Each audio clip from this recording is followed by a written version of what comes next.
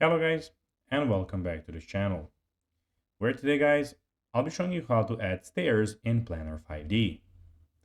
So guys, the first thing that you of course need to do is go to planner5d.com and you'll be greeted by a screen like this.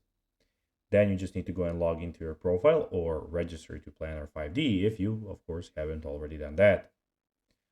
But now guys, let's see what we actually have in front of us here.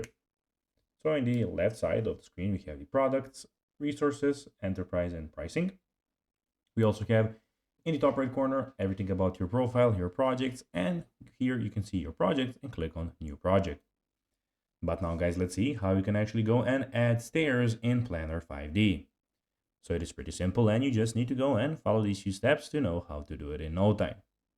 So you can go either click on new project or click on an apartment or something like this that is already pre-made.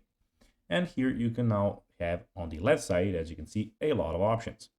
The option that we of course need is you have the build option, we have the furnish option, the outdoor option. When you click on build option here, as you can see, you have constructions where you have doors, windows, stairs, which we actually need, and a lot of things that you can do. Click on stairs, and here of course you have a lot of models of stairs. You have a few free ones, and you have of course the ones that you have to get with premium with the full access.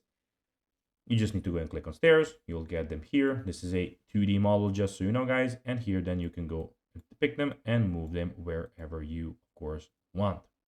Of course, if you don't want them, you can go and then go and delete them. So, guys, that will be everything for this video.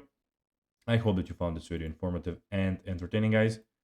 If you did, don't forget to like this video, share it, subscribe to the channel, and put the notifications on, as, guys, this really helps us grow our channel.